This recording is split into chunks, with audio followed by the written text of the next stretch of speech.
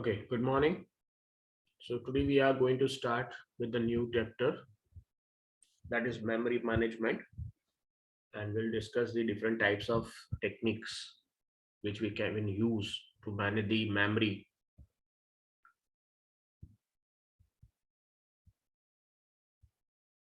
So first we'll talk about the basic requirements of memory management, and then partitioning systems and basic blocks of memory management. Okay, so if we talk about uniprogramming system where you can run only one program at a time. So in a uniprogramming system, the main memory, basically it is divided in two parts. One part for the operating system, that is sometimes called resident monitor or kernel, and the one part for the program currently being executed. So normally in uniprogramming system like MS-DOS, only one user program is running, and there is another part that is kernel program. So the main memory is occupied by these two programs only. But when it comes to multi-programming, the user part of memory must be further subdivided to accommodate multiple processes from different users maybe. And so memory management becomes vital in a multi-programming system because now that user part needs to be managed so that multiple processes can be accommodated within that part. So if only a few processes are in memory, then for much of the time, all of the processes will be waiting for IO and the processor will be idle. So if you have in that user part, if you accommodate only a few processes, then it is possible, very possible, that most of the time these processes are waiting for some IO and processor time is being wasted. Thus, memory needs to be allocated to ensure a reasonable supply of ready processes to consume available processor time. So you need to manage this memory such a way that there is a constant, or you can say a reasonable supply of ready processes to consume available processor time. Now let us discuss the need for memory management. Okay, so we know that memory is cheap today. If you compare the cost of memory which was there in earlier days, now compared to that, currently memory is very cheap, and it is also getting cheaper day by day. But at the same time, applications are demanding more and more memory, and that is why it is never enough. So you might have observed this, that nowadays the applications which are coming, especially those IDEs like Android Studio and Visual Studio and all those applications, they are demanding more and more memory. They are getting heavier. So though memory is getting cheaper, at the same time requirement is getting higher and higher. Memory management involves swapping blocks of data from secondary storage. One part of memory management is, as we just discussed, if all the processes which are active and currently in the main memory, if they become blocked, if they are waiting for something, then those processes need to be swept out on the secondary memory, and some new or ready processes need to be brought in. So that swapping is one part of this memory management. And memory IO is slow compared to a CPU. And we also, that one more thing that you need to remember, the speed of processor and the speed of memory IO, of course, they are not comparable. CPU speed is far higher than the memory IO. So the OS must cleverly time the swapping to maximize the CPU's efficiency. So when you swap in or swap out some processes from memory to secondary memory, of course, it is a very slow process. So still you need to do that thing efficiently so that processor time is not going to be wasted. So of course, there are few points that you need to take care of when you talk about memory management. So in one line, memory needs to be allocated to ensure a reasonable supply of ready processes to consume available processor time. That is the bottom line of this memory management. Okay. And when we talk about memory management, these are the requirements that need to be satisfied by any memory management scheme that you are going to use. These are the most important requirements that need to be satisfied by any memory management scheme that you are going to use. They are relocation, protection, sharing, logical organization, and physical organization. So let us take them one by one. First is relocation. So normally this main memory is shared by multiple processes. Okay. And the programmer does not know where the program will be placed in memory when it is being executed. So what is relocation? First of all, let us understand the concept of relocation. As we discussed that programmer does not know where this program is going to be placed in the main memory when it is going to be executed. So you don't know the actual address when it is going to be there at runtime. Okay, especially, and one more thing, we already discussed that it is required to manage enough supply of ready processes, and for that sometime you need to perform swap in swap out. So it is possible that currently your program, your process, which is placed in some part of main memory, in future it may be swapped out on secondary memory, and when time comes to brought in back, okay, to bring it back, at that time the addresses, the main memory addresses which were previously used to place your program may not be available, and they need to be put in some other places. So this is called relocation. Your program should work without any problem, without creating any reference problems, because now the location, actual location of your program is changed from the previous time.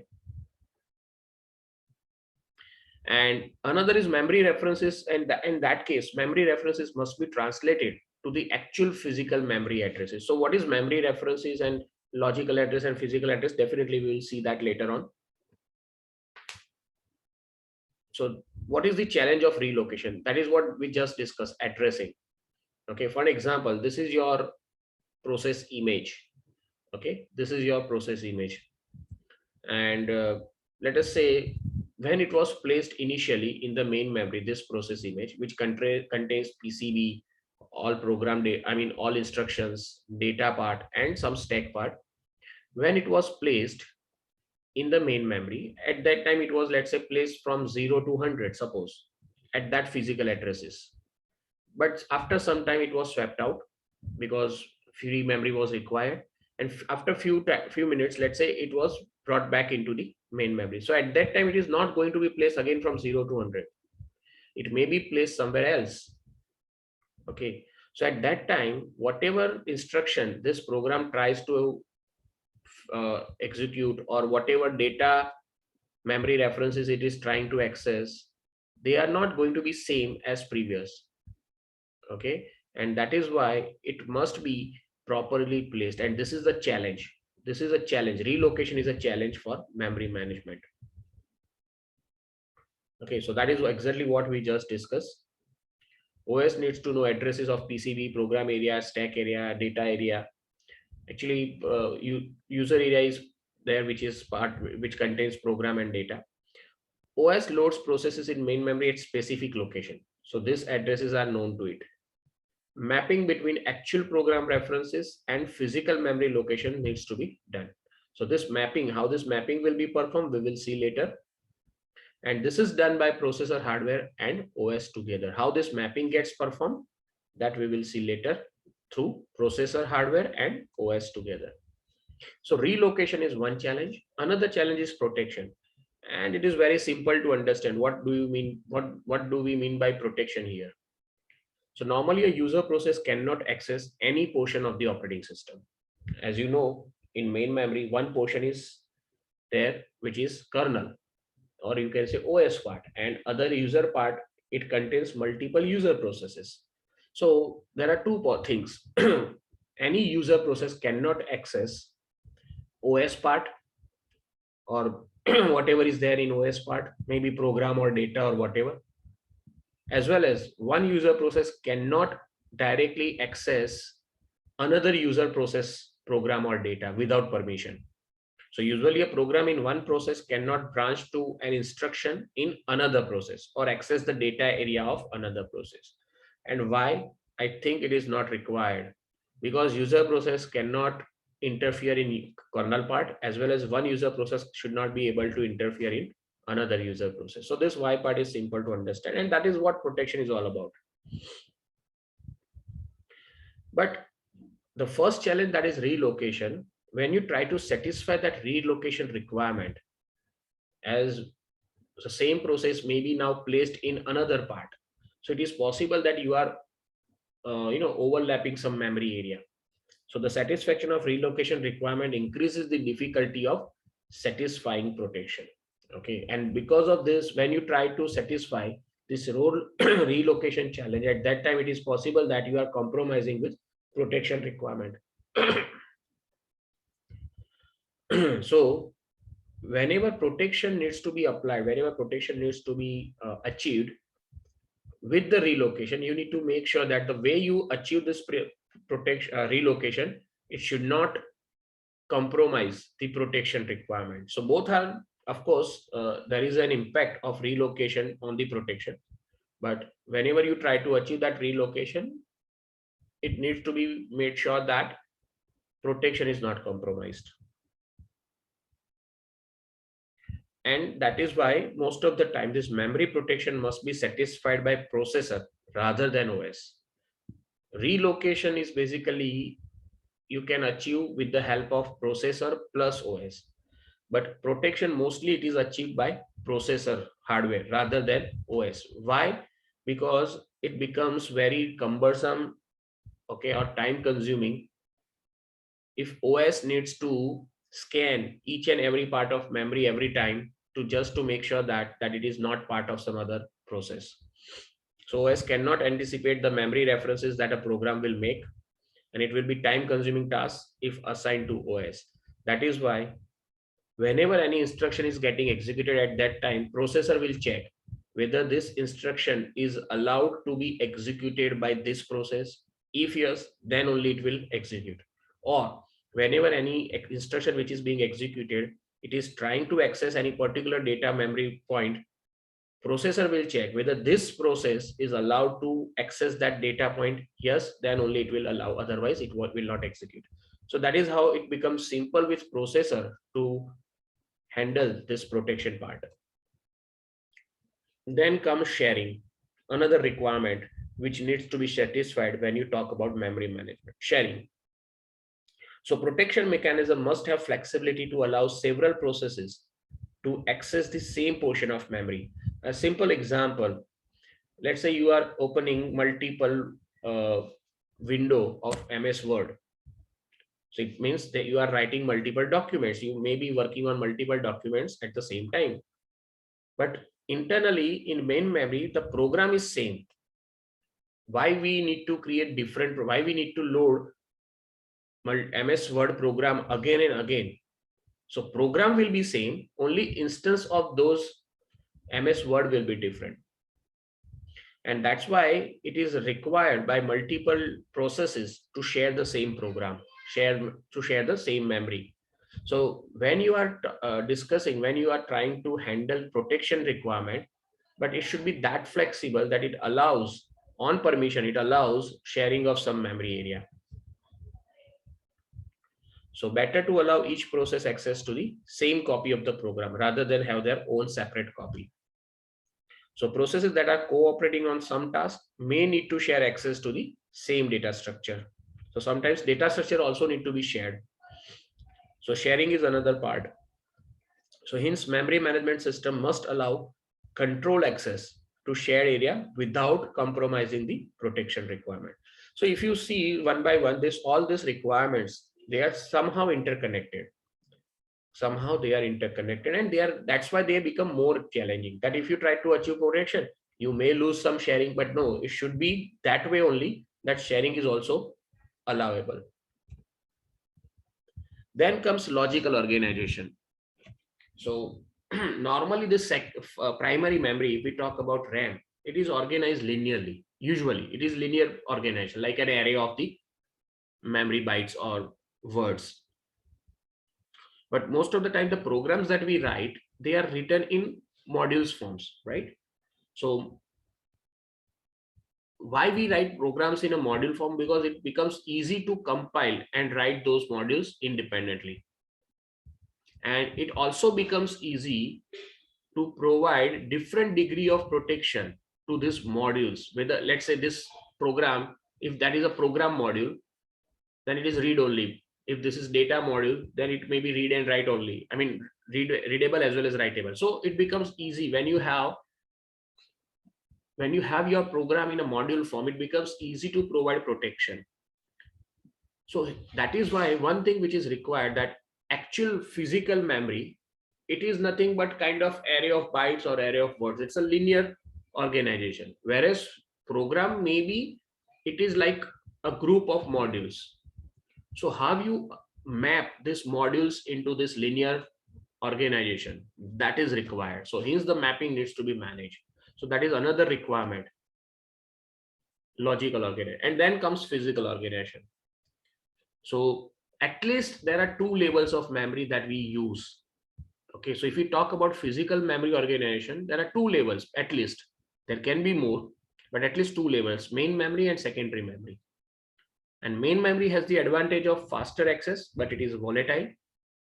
Secondary memory has the advantage of bulk and permanent storage, but it is slow in access. So both has its own advantage and disadvantage, and you need to manage the interaction between main memory and secondary memory as part of memory management. So the flow between main and secondary memory needs proper management. So all in all, okay, one more thing is there, this thing, that how this secondary memory and main memory will interact and how they will manage the flow between them. It is, if you one possibility is you ask programmer to manage that, okay, but it cannot leave to the programmer with this responsibility of memory management. Okay, and if programmer needs to do that, that sometimes you need to perform overlaying. And overlaying is like, one portion of your process is right now loaded in the memory, and some portion is not there in the memory, and but when that other portion is required, it will be loaded on the same place where it is your current program is loaded. So overlaying technique is used sometimes when memory is not sufficient. Okay, so if programmer needs to handle all this, it becomes really difficult, and it can be a error prone.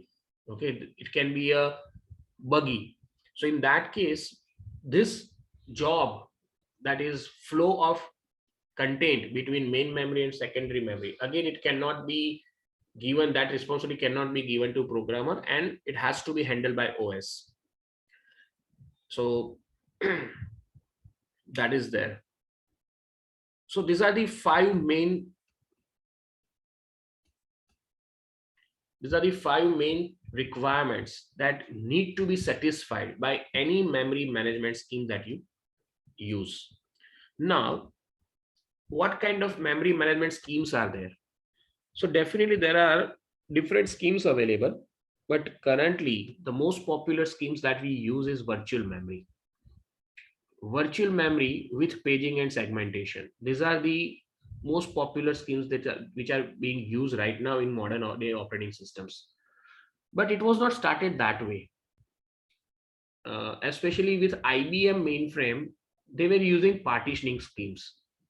So let us understand the older days methods also. So we will start with the very basic idea of this memory management, and then we will reach to the current days memory management techniques. So partitioning is a very basic operation of memory management. Okay, very basic, like you just divide the whole main memory in some, you partition it and you create some groups or you create some portions out of that. So whenever you need to bring a process into main memory, one process will occupy one partition. So this requires the memory to be properly partitioned. Hence, partition is one of the important memory management techniques, and this was the technique which was used in earlier days. So And I mean, see, in general, whichever scheme you will use, in general, partitioning is required because the whole main memory, one portion of that whole main memory is occupied by OS, and another portion, the large portion, will be occupied by user processes. And if there are multiple user processes, each process must be in a different partition, and that is why partition is required. Now, if we talk about different types of partitioning, fixed partitioning is there, dynamic partitioning, simple paging, simple segmentation, virtual memory paging, and virtual memory. These are the different partitioning techniques, as well as you can call them memory management technique, because with each partitioning, different ways are there to handle the memory management. So what is fixed partitioning technique? The simplest way to manage the memory partitions, that is fixed partitioning. So if we assume that OS occupies some fixed portion of main memory and rest of the space is available for processes. So that is our assumption. Okay, what we assume, that this is our main memory and some portion is occupied by OS. It can be of some length. Here it is showing the same length, but it can be of some length. And whatever is remaining, it is divided in equal partitions. It is divided in equal partitions. And it is fixed. This size is fixed. So partition the available memory into regions with the fixed boundaries. Okay. Now fixed partitioning can be equal or unequal, both ways. Currently we are showing here fixed partitioning, that is of equal size. All partitions are of same size. So if we use equal size partitions, what is the point here? What each partition can contain. So any process whose size is less than or equal to this partition size can be loaded into any available partition. Let's say your process size is 7 megabyte. So it can be loaded in any one of them, 7 megabyte, 8 megabyte, or if it is less than or equal to 8 megabyte, your process can be loaded. Okay. Now the operating system, we have seen that to manage the memory, sometimes if all the processes which are there in main memory, if they all are blocked or waiting, in that case you need to perform swapping. So operating system can swap a process out of a partition. Okay. If none of them are in a ready or running state. So what are the problems with fixed partitioning problems? What are the problems with fixed partitioning scheme? First problem is, it is possible that program may not fit in a partition. Simple thing. If your partition size is 8 megabyte and your process size is more than 8 megabyte, how will you fit your program? How will you fit your process? So that is a problem with fixed partitioning. Okay. And in that case, the programmer must design the program with overlays. Now, what is that overlays? I don't know whether you have heard this term or not, but like, let's say your process size is 10 megabyte, but your partition size is 8 megabyte. So at a time, only 8 megabyte can be loaded. So what you can do, you divide your program in different parts, and maybe first 4 or 5 megabyte you load in the given partition. When you require some other half of your program, what you will do, you will load that other half in the same partition. So your first partition, the first half of your program which was there, it will be overwritten by the second half. Okay, so the same memory addresses you will use, same memory portion you will use in a you can say in a chunk. That one chunk you put first in the main memory. When you require second chunk, then you bring in that second chunk in the same main memory portion. So that overlay you need to perform as a programmer. And another problem with this fixed partitioning scheme is main memory use is inefficient. Okay, why inefficient? Let's say any program, no matter how small it is, it occupies the entire portion. Let's say your partition is of size 8 megabyte and your program size is just 2 megabyte, but still it will occupy the full partition. Okay, and that remaining 6 megabyte cannot be used. And this results in internal fragmentation. And this problem is called internal fragmentation. because your process is just occupying 2 megabyte out of 8 megabyte. So remaining 6 megabyte, it cannot be given to any other process, and it is going to be remain idle. It is not going to be utilized, and that is called internal fragmentation. Why? Because within the partition boundary, some extra space is there which cannot be utilized. So that's why it is called internal fragmentation. And what is the solution? So solution, one possible solution can be unequal size partitions. Okay. Now, rather than creating all partitions of same size, you can create partitions of different size, 2, 4, 6, likewise. Okay. There are 2 8 megabyte size, 12 megabyte, 16 megabyte. This unequal size partitions, definitely it is going to lessen the problems. It will reduce their problem, both the problems that you have here. Okay. What are the two problems that you had here? One is maybe when your program size is bigger than your partition size, overlays need to be performed, and another is internal fragment. These are the two problems. These two problems can be reduced up to certain extent by this unequal size partition, but it does not solve this problem completely. When you try to use unequal size partition, maybe those problems are reduced up to certain extent, but it will create another problem. So in this figure, you can see programs up to 16 megabyte can be accommodated without overlaying. So overlaying need not to be performed. Smaller programs can be placed in smaller partitions, reducing internal fragmentation. So you can see both the previous problems that you had with fixed partitions of equal size, they can be reduced here. But then what other problems can be created with this unequal size partition? So that we will see with the help of this placement algorithm. Now, what is placement algorithm? Placement algorithm means what strategy you will use to put a process in this partitions. So let us first take placement algorithm. Let us discuss placement algorithm for equal size partitions. Okay. So in this case, there is no trivial scheme. I mean, there is no special scheme. It is trivial, very simple to understand. Whenever you need to put any process in the main memory, whichever partition is free, you just put your process in that partition, because all partitions are of the same size. So there is no need to perform any step to choose any particular partition. So as long as the partition is available, process can be loaded into it. And it does not matter which partition to choose. So there is no option, in fact, because all are of the same size. If all partitions are occupied, let's say all partitions are occupied and no ready or running processes are there in the main memory, then swapping can be done. And now when you need to perform swapping, I hope you remember from the process part, when all processes are blocked in main memory and you need to bring in some ready process. Okay, you need to perform swap out. You need to swap out some of the main memory processes into secondary memory. And which process will be swapped out at this moment? That is the job of medium term scheduler.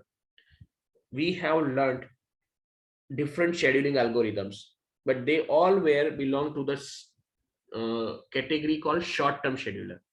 But I hope you remember there are three types of scheduler: long term scheduler, medium term scheduler, and short term scheduler. So this swapping decision, which process will be swapped out, that decision is the job of medium term scheduler.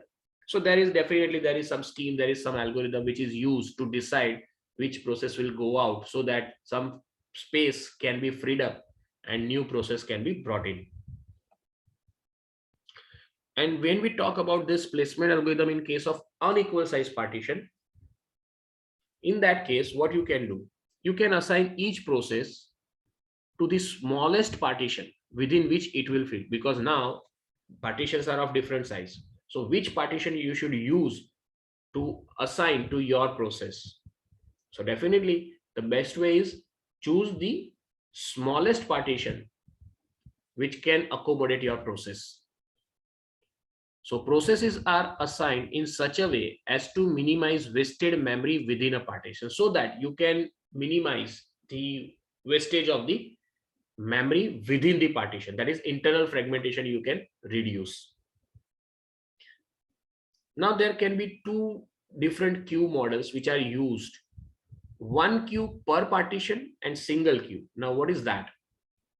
So now this is your unequal size partition. What you can do, whichever process you want to assign in this partition, you can have a queue.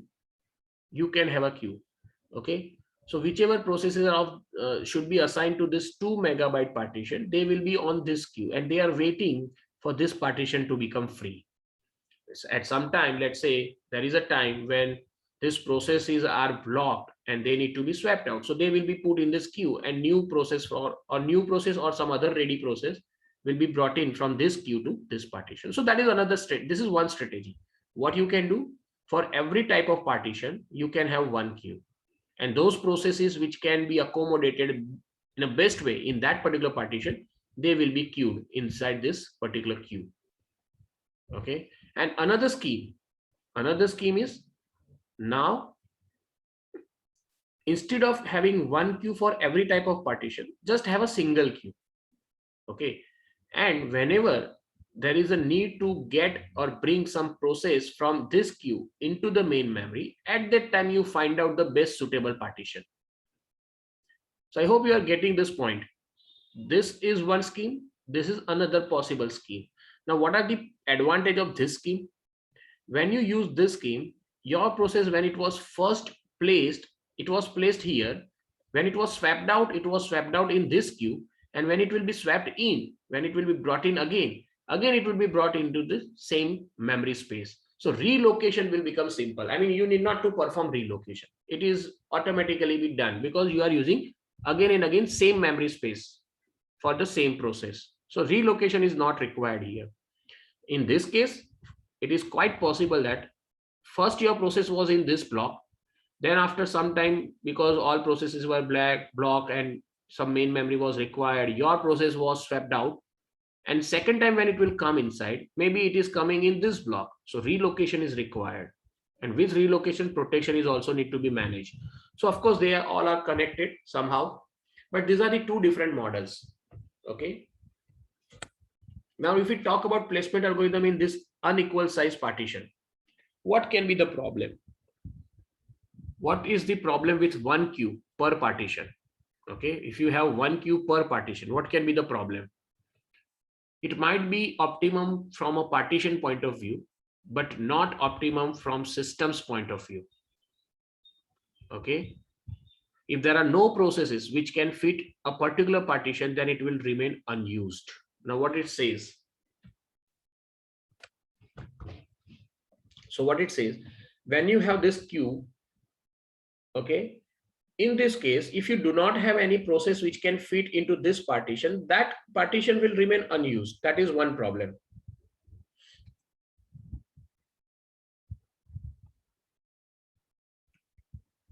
Sorry.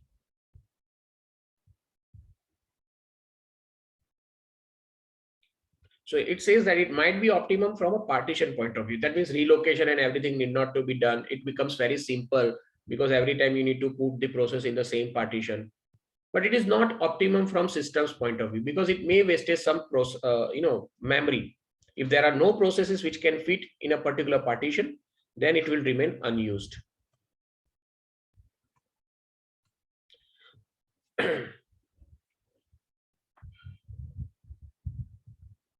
I think there is something missing here.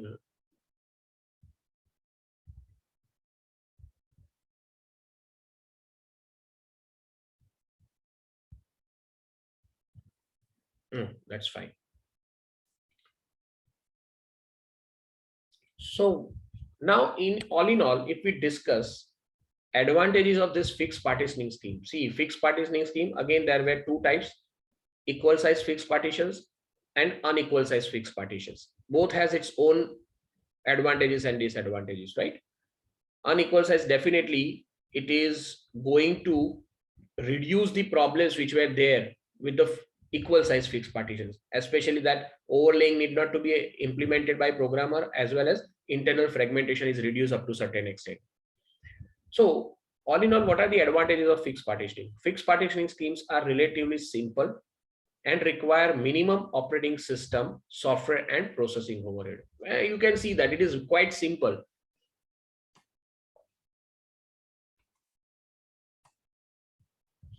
And some problems with this fixed partitions: the number of active processes is limited by the system. Now, this is interesting.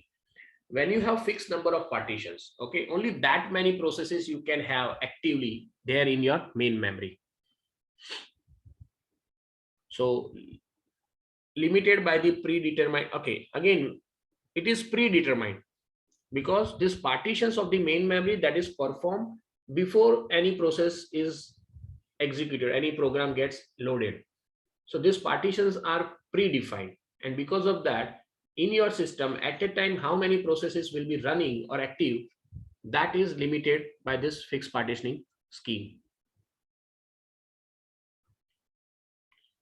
So the same thing is, now as you have maybe fixed partition, equal size fixed partitioner or an unequal size fixed partition, the problem is number of processes are fixed. So that's why even if you have many number of small processes and you have enough memory to accommodate all those small processes, but as they are partitioned in a fixed number, only those many processes can be accommodated with very huge amount of internal fragmentation. Most of the memory, they are being wasted because of small processes. So the bigger partitions, when you load small processes in that, the remaining part of that partition cannot be utilized and it is being wasted.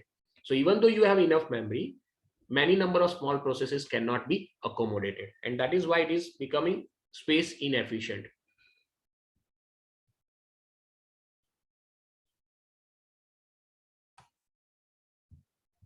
So solution to this problem of fixed partitioning scheme is dynamic partitioning.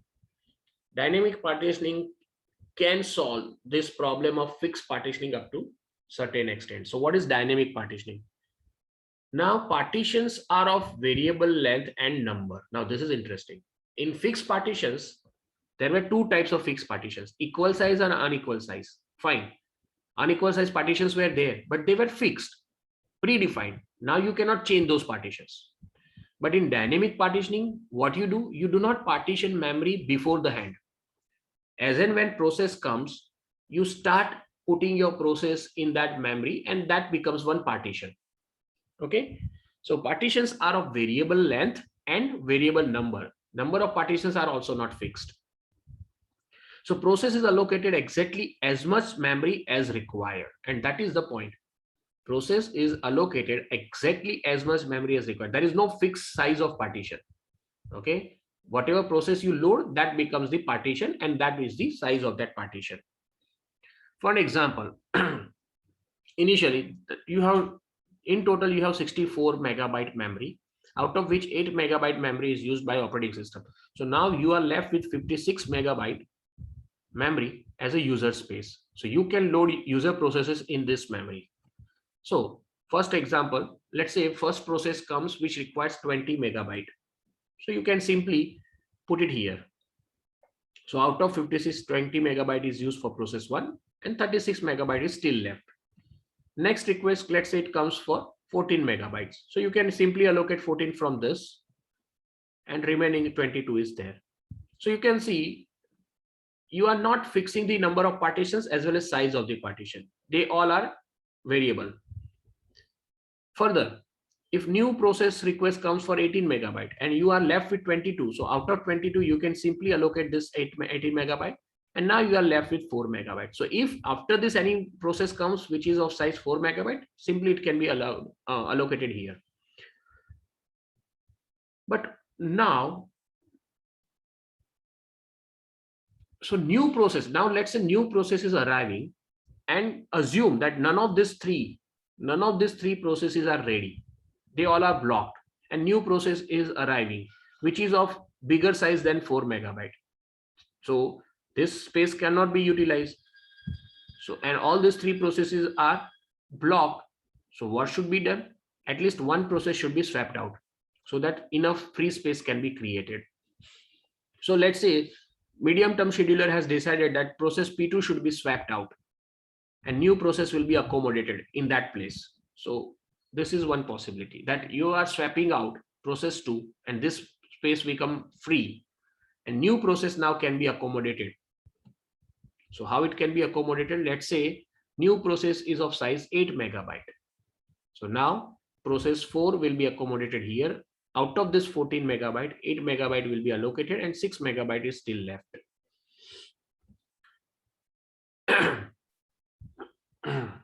So now let's say at some time, these all are three blocked, but P2 which was swapped out, now it is ready suspend. It is in the ready suspend. So it is ready and it can be brought in. So out of these three, one process, let's say P1, it is decided that P1 will be swapped out. So this is going to be the case. And now P2 will be swapped in at this place. What was the size of P2? P2 size was 14 megabyte. And the whole which you have here, it is of 20 megabyte. So in that case, when P2 is swapped in, it will be like this. So now you can see that because of this, so many time of swapping, swap out, and all these things are performed, some spaces or some holes are created between these partitions, between these processes, and mostly they are of sizes which cannot be utilized to accommodate one single process, because maybe your processes are always, let's say, more than 8 megabyte or 10 megabyte. So this 6 megabyte, this 6 megabyte, this 4 megabyte, they are empty spaces, but they cannot be utilized because they are not contiguous. And this phenomenon, this problem, which is created because of this dynamic partitioning, is called external fragmentation. This is not part of any partition. This free memory is not part of any partition, but still it is being wasted, and that is why it is called external fragmentation. So the issue is external fragmentation is one issue with dynamic partitioning. So memory external to all processes is fragmented. They are, fragmented means they are now divided in small chunks, which and they are that small that they not one chunk can be utilized to accommodate one single process. So can we solve this problem? Yes, you can solve this problem by using compaction. Now, what is compaction? So in that case, OS moves processes so that they are contiguous. Now, what it will do, let me show it here.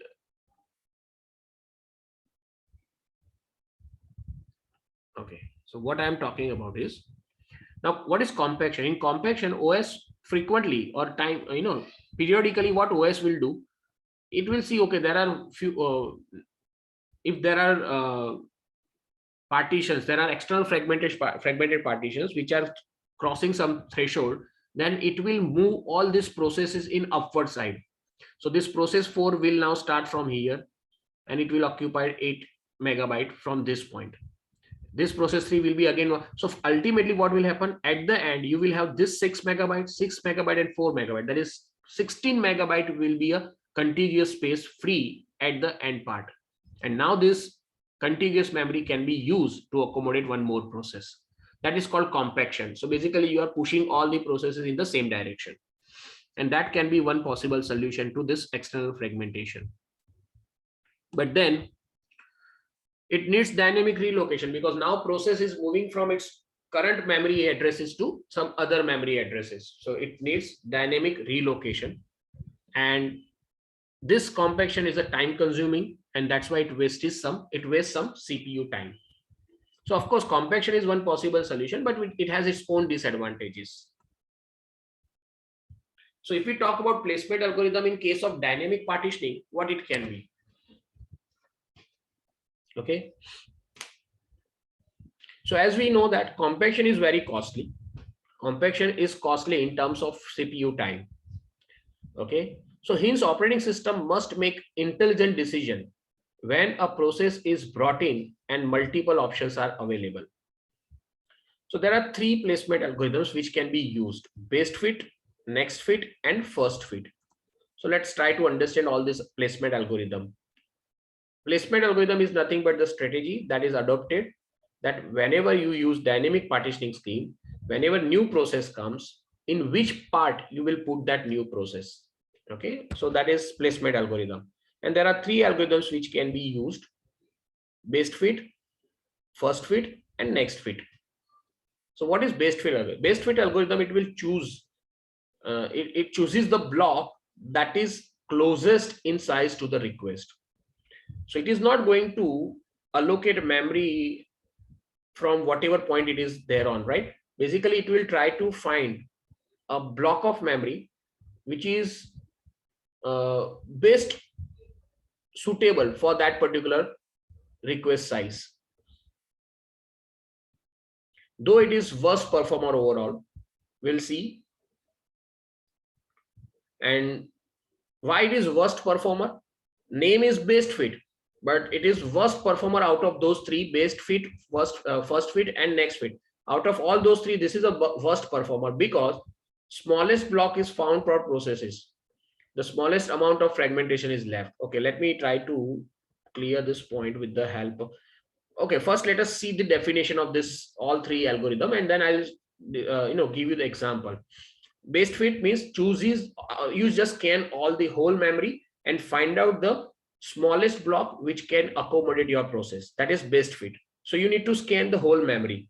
First fit algorithm, you scan memory from the beginning and chooses the first available block that is large enough to accommodate your process.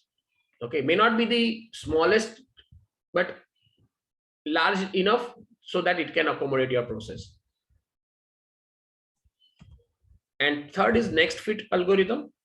What it does, it scans memory from the location of the last placement. So now it is not scanning from the beginning. Wherever you put your last process, from there onwards, it will scan the memory, and whichever first block it will find large enough to accommodate your process, it will use that block. So this is the example. Currently, this is the scenario. After few steps, after few swapping and swap out and all those, you reach to this state where this gray area is allocated blocks. They are containing some processes, and this white area, they are free blocks. And last block that was allocated was this. This was the last block which was allocated. Okay. So this was the last block which was allocated. Now you have this free area. Say there is a request for 16 megabyte allocation.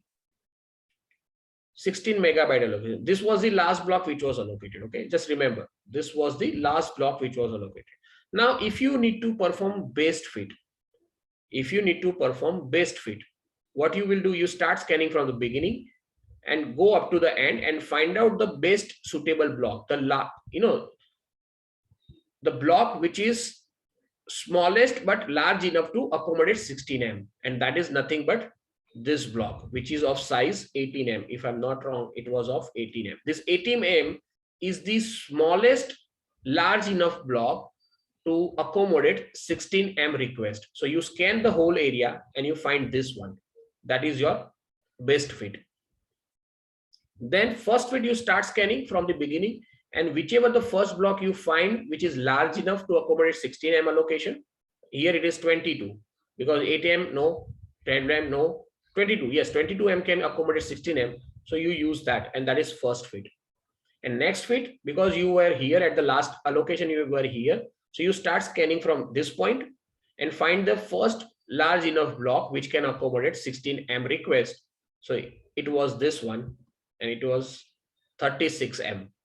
If you start from here, this 36M can accommodate that, but after, when you use this 36M, 16 will be utilized and remaining 20 will be free. So this will become free block, and 16 will be placed here. So this is first fit, best fit, next fit. These are the three different algorithms, placement algorithm, when you use dynamic partitioning. And as we discussed, best fit, the name is best fit, but it is a worst performer because it takes so much time. Every time it needs to scan the whole memory. So it is time consuming and it is a worst case, and it is also going to generate this small, you can see here, very small external fragmented area which cannot be utilized to accommodate any new process.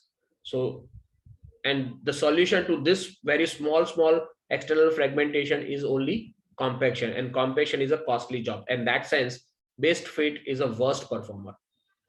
First fit, it is the best one. Out of these three, first fit is the best one. Okay. So it scans memory from the beginning and chooses the first available block that is large enough, may have many processes loaded in the front end of memory that must be searched over when trying to find a free block.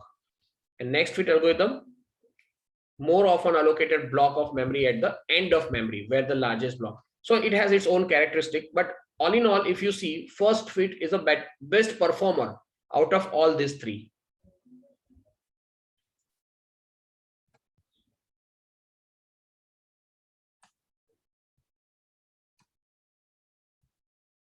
So when you use dynamic partitioning, out of this three placement algorithm, this is worst and this is best out of these three.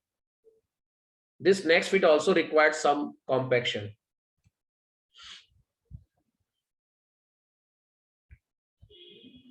Now we talk about placement algorithm, best fit, first fit, next fit. They are placement algorithm.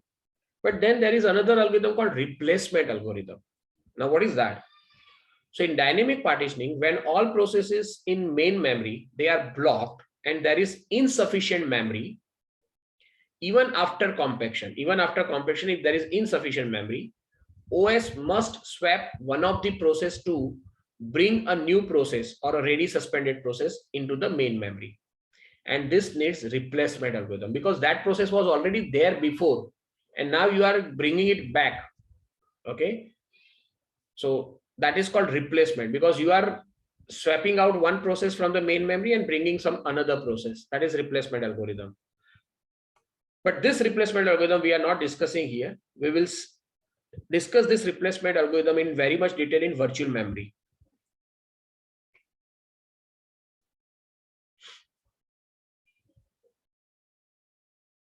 Yes, replacement algorithm will definitely has some mechanism for relocation.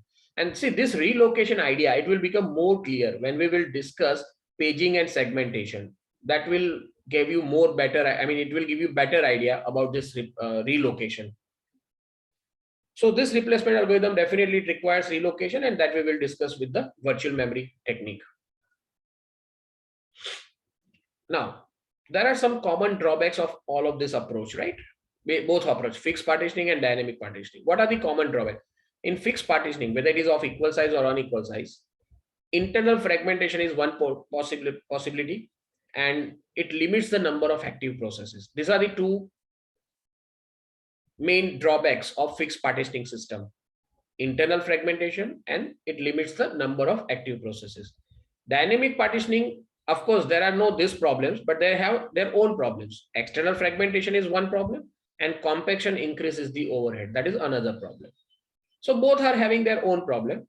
So there is another approach which is somewhere in between these two, that is called buddy system. Another approach is buddy system, though this is not that widely used, but in certain cases this buddy system was used. Even this fixed partitioning and dynamic partitioning, they are out of date right now. But you know, with IBM OS, there was specific OS.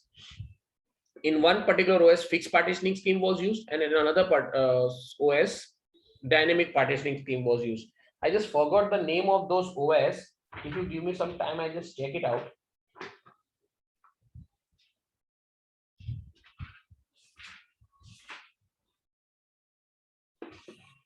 Okay. The IBM mainframe operating system called OS MFT, multi-programming with fixed number of tasks.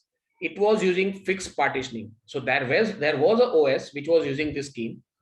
And dynamic partitioning, it was also used by this IBM mainframe.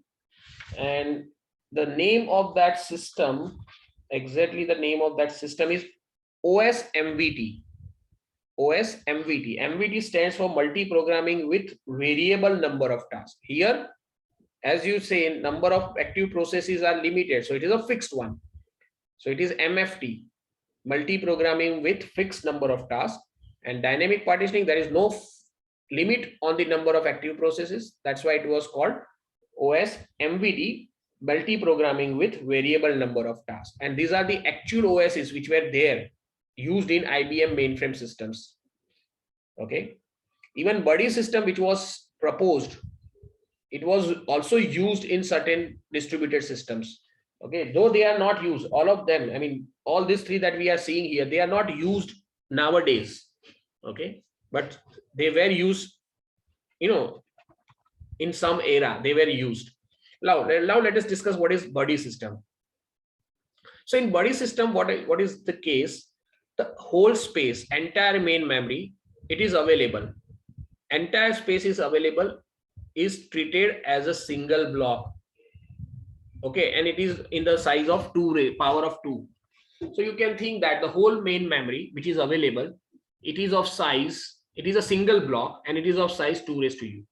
Okay, if a request of size s is made and it is it is between 2 raised to u minus 1 and 2 raised to u, if the size of request for the block which is between 2 raised to u minus 1 and 2 raised to u, then in that case the entire block is allocated. Okay, let me show it here in this way rather. See, let's say you have this 1 megabyte available. This is the entire space which is available. So 1 megabyte equal to 2 raised to u, you can think that way.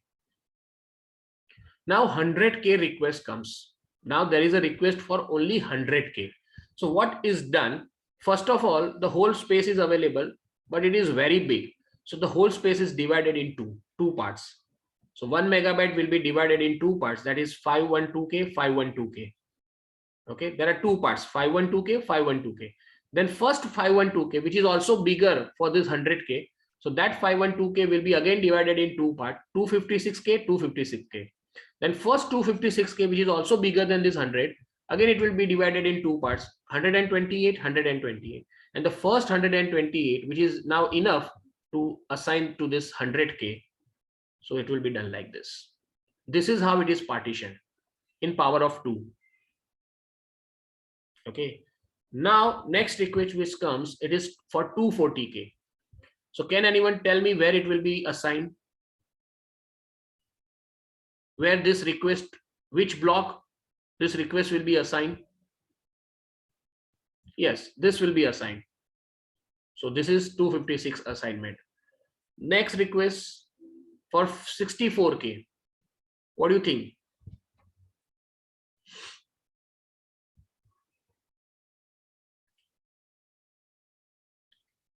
This 128, again it will be divided in two parts. This will be divided in two parts, and the first half will be used for that. See, so this is still left. This is still free. Okay. Now request D for 256.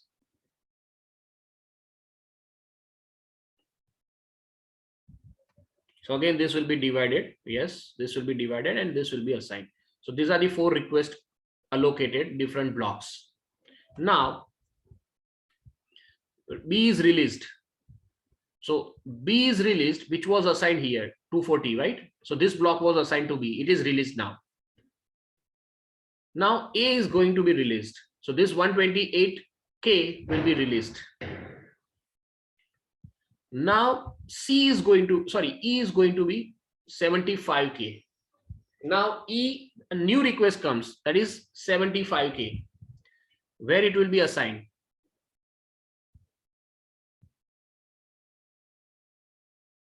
Where this 75k will be assigned? First block, it will be divided. No, it cannot be divided, right? If you divide it, it will become 64, 64, which is not sufficient. So the whole block will be assigned to that.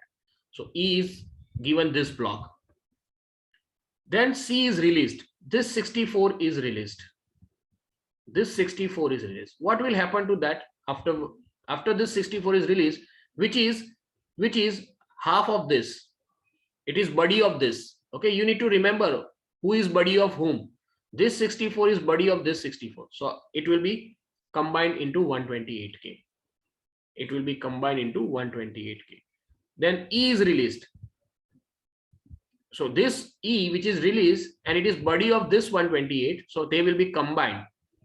They will be combined and they will make 256. But then that 256 is body of this 256, which is also free. So they will combine and create 512. I hope you are getting this.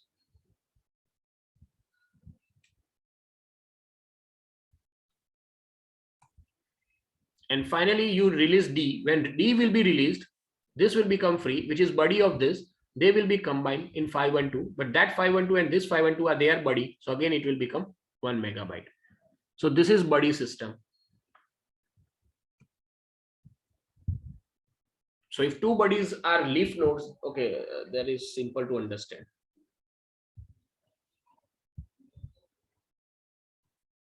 Now, a little bit on this relocation. Let us try to understand relocation, right? So till now we discussed three different partitioning scheme.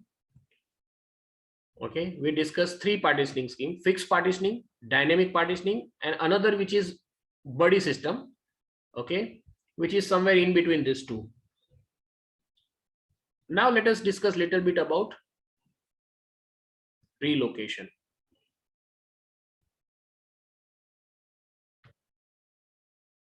So when program loaded into memory, the actual or the absolute memory locations are determined. Of course, when program needs to be loaded in main memory, what are the actual locations will be used that need to be determined.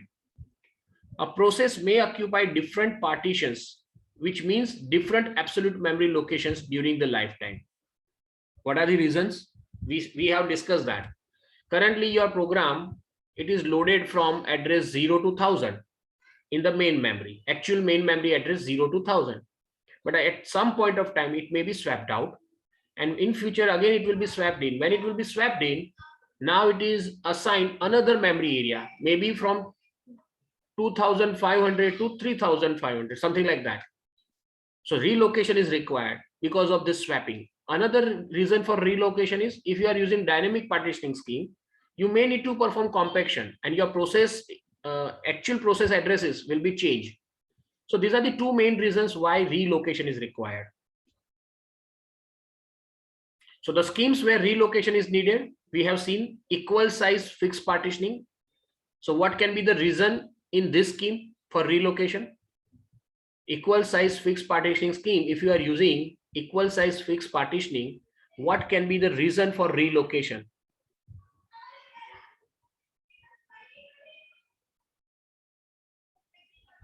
We have seen two reasons, swapping and compaction. So what can be the reason for relocation when you use equal size fixed partitioning? It is swapping, because of swapping. Unequal size fixed partitioning, single queue. Unequal size fixed partitioning, single queue. Dynamic partitioning. In dynamic partitioning, both can be the reason. See, unequal size fixed partitioning, again the reason is swapping. If there is a single queue, the reason is swapping. Dynamic partitioning, the reason, both reasons are possible, swapping as well as compaction, right? So compaction should not be part of this. It is itself a reason. So hence physical memory references of a process are not fixed. So relocation, whenever you perform relocation, we can say that physical memory references of a process, they are not fixed. And this issue is the focus of addressing. And that is why we need to discuss addressing here. So if we talk about addresses, type of addresses, basically we can say there are two, mainly there are two types, but logical can be of relative type also. So we consider three types: physical or absolute address. That is actual location in the main memory. If your main memory is of 64 kilobyte, let's say, your actual address is, and if your word size is only 1 byte, so how many locations are there? If your memory size is 64 kilobyte, so how many locations are there? Anyone? That is 0 to 2 raised to 16 minus 1.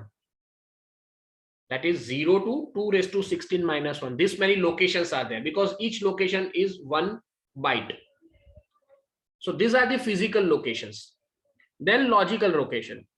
References to a memory location independent of the current assignment and generated by CPU. What is logical location? Logical location is nothing but they are just a reference to a memory location independent of the current assignment. They have nothing to do with physical address. They are in their own, they are some addresses, okay, logical addresses, but these logical addresses, they need to be converted into physical addresses or mapped into the physical addresses. And relative address is also one type of logical address where address expressed as a location relative to some known point. Okay, of course we will see all this type of addressing scheme and how one can be converted into another, that we will see. So address translation is there. Now for system with relative addressing, address translation is done in 2 steps. Okay, load and calculate. Load process in main memory with all references in relative form. Basically when you load the program, that program is always, let's say your program size is 1K. Suppose your program size is 1K. So how many addresses it has? It is always having addresses from 0 to 1023. Simple. It is always having addresses 0 to 1023. Total 1024 addresses are there, and they are relative.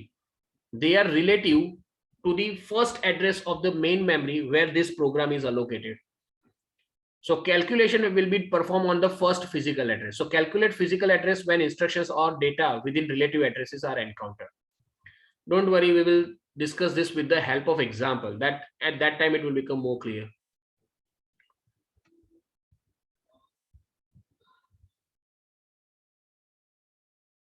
Should I discuss it here? Okay. So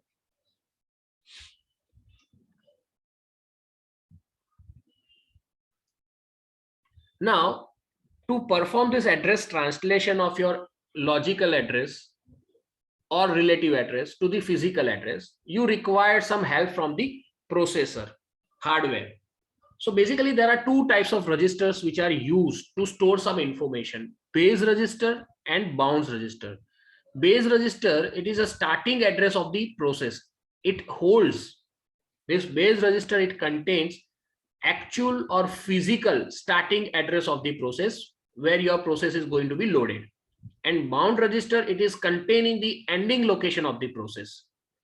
And these values are set when the process is loaded or when the process is swapped in. So when a process is assigned running state, base register is loaded. So now when your process is going to run, so it is assigned to the running state. At that time, base register of the processor, it is loaded with the starting physical address of the process. Let's say physical starting address of your process, it is 2K, suppose it is 2048, suppose. So that will be loaded in this base address. Then bound register is loaded with the ending physical address. So your process ends on the main memory address, let's say 3096, something like that. So that address will be added, loaded in the bound register. When this happens, when your process will be running. And when relative address is encountered, the value of the base register is added to a relative. So now for an example, there is one instruction in your program which is trying to access 512 address, which is relative address of your process. Relative address, because your process is having logical addresses from 0 to 1023. Actual physical address in the main memory where your process was loaded, it is 2048. So now if your process is trying to access 512K address, 512 address, basically it is 2048 plus 512, because initial physical address is 2048 and the relative address is 512. So it will become 2048 plus 512. And that will become the actual physical address of that particular instruction. So the resulting address is compared with the value, but when the new physical address is calculated, it will be compared with the value in the bound register, because that is the last address. So if that calculated address, it is within that limit, then it is okay. But if it is crossing that limit, it means your program is trying to access some instruction which is out of your reach, which is not part of your process. So if the address is not within bounds, an interrupt is generated to the operating system, and this mechanism supports protection. So this is the overall diagram. Base register contains actual physical address in the main memory, starting physical address of your process in the main memory. Bound register it contains the last physical address of your process. And when there is some relative address, like this is 512, this is containing 2048. So 2048 plus 512, it will generate some address, and that address will be compared with bound register address. If it is within the limit, then it is allowed. If it is outside the limit, then interrupt will be generated. So this is how protection is provided. So are you getting up to this point?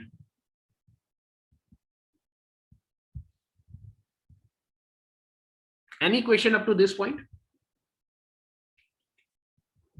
So today what we discussed, we started with the memory management, then we discussed what are the requirements that need to be satisfied by any memory management scheme. Those requirements are relocation, then protection, sharing, logical address, and physical addressing. I mean, logical organization and physical organization. These are the actual requirements that need to be satisfied by any memory management scheme. Then we started with some older days memory management schemes, but any memory management scheme that you use, it requires some kind of partitioning. We discussed fixed partitioning, then we discussed dynamic partitioning. We also discussed another approach called buddy system.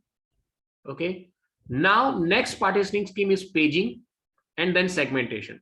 This paging and segmentation, they are not used normally, they are not used by any system.